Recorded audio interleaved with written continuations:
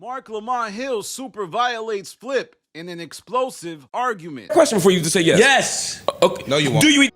Do I do what? See, I want to play with you. So you do like that. I don't want you to play with me. No. Stop touching me. Hold on. Let- And play with words with you, and you do that a lot to be disrespectful. I'm and not funny. being When we disrespectful. having I'm a not- serious- No, you the one being disrespectful. I would never play with you. Oh boy, Flip and Marc got into it, and it all started off with a pretty simple conversation about the roles of gender in today's society. What's masculine? What's feminine? And Marc introduces the point that, femininity seems to be a way to attack men.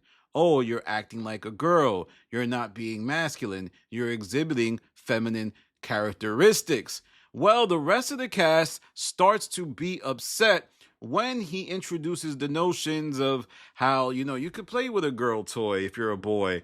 The cast wasn't having that. Ish, Ice, and Imani. Well, Imani didn't care. It was actually Ish, Ice, and Flip who were mostly against Marc. And then Marc and Flip start getting into a little verbal tussle.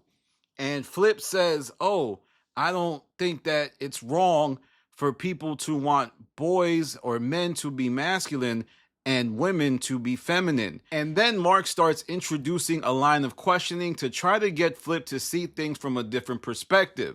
So when he starts doing that, Flip starts screaming, yes, yes, yes, yes, very repetitive. And Marc notices that Flip isn't really open to what he's saying, and he's actually being dismissive. So then Marc does a crazy tactic and says, do you eat? Now, this set Flip off because, he don't play that type of stuff. And he was saying, oh, you always be doing this type of nonsense. It actually was a smart tactic by Marc to make Flip look stupid, but it also was disrespectful. I think if somebody had said that to Flip outside of the podcast, it might have led to a full-blown escalation of violence. But what Marc was saying was indeed correct with that type of tactic.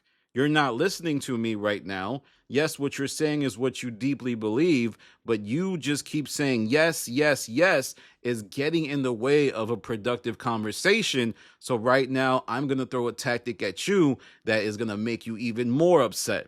This was yet another example of Marc Lamont Hill just cooking the cast, not even because he was necessarily right, but just because he's more well-researched and knows how to articulate himself. So what I'm seeing right now is Marc Lamont is playing the role of the intellectual bully. He knows these guys have nothing for him. So he can even argue a point that he probably doesn't even believe and still win the argument because no one else can articulate themselves. Meanwhile, Joe Budden is in the background just watching this clash, and he's not even stepping in. He's just letting his cast get cooked alive because them getting cooked alive is great entertainment value for the Patreon and for the podcast people. So this, to me, represents how dominant Marc Lamont Hill is in terms of arguing. Joe doesn't even try to step in with his nonsense. Usually when other cast members of the pod make a point that he can disarm or disagree with, like Ice, Flip, Melissa Ford, or Ish, he'll go at them. But when Marc Lamont posits a theory, he kind of just sits in the background and lets Marc Lamont do his thing. Now, one example I could think of that's theoretical, like let's say there was a conversation about the best jelly bean, and everybody knows the black jelly bean is the worst. On that cast, because nobody can articulate themselves, Marc Lamont could be like, oh, the black jelly bean is the best black jelly bean. Then the rest of the cast will be like, nah, you crazy, Marc. You ain't saying that. You just saying that to pander because it's a black jelly bean. And then Marc Lamont could be like, well, if you look at systemic oppression passed on through the roots of commercialism, which is rooted in the classism of the 1950s America, the men of Madison, they very much deem black as a bad color. So that is why the black jelly bean has been misunderstood. But it is in fact the reason that it persists that we must look at the black jelly bean in a different light. It is a triumph of taste, a triumph of tact, something that we must appreciate instead of the red jelly bean, which is meant to psychologically dominate folks of color. And the rest of the cast couldn't really debate that. And I make up this crazy theory because I know if Mark Lamont Hill went in there and said the black jelly bean was the best jelly bean, he would easily defeat the rest of the cast. Now, I do wonder how Flip is going to deal with this. Mark was a little bit wild. Granted, it was a podcast. That's one of those instances where, people be like, oh, you wouldn't say that to my face. You wouldn't have that energy in front of me. Well, Mark did have that energy. Granted, it was a podcast. And what can these guys really do? If someone is having a conversation with you and it's content and you get violent, you're the one who's putting yourself in danger. Not just for getting fired from the Joe Budden podcast, but being looked at as a clown in media. The JBP is a big broadcast. It is one people watch. It is a mainstream show. So if you do something untoward or you're unprofessional, it could hamper your business opportunities.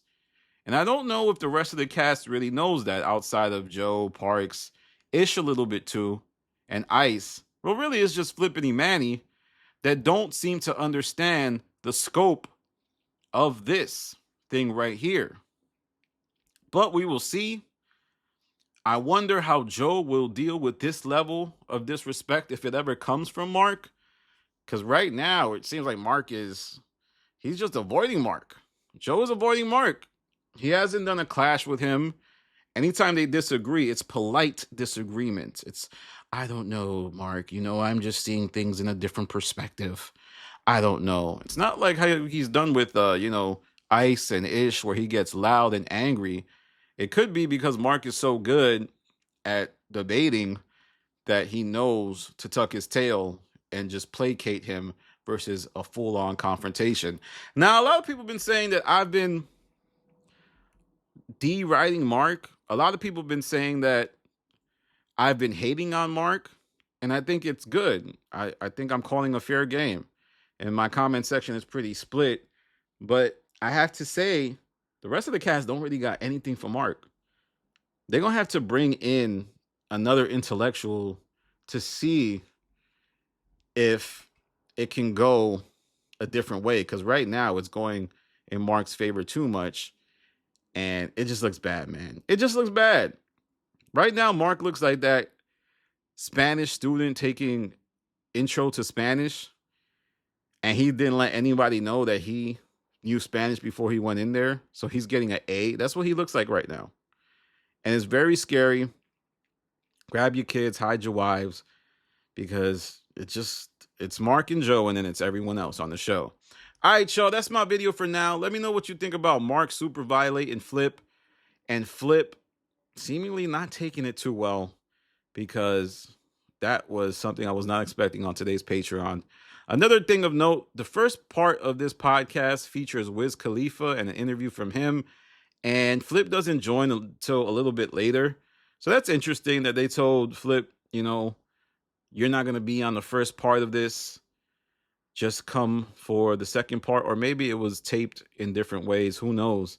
But with that said, tap in with me, y'all. This is Danny from The Stop. Peace.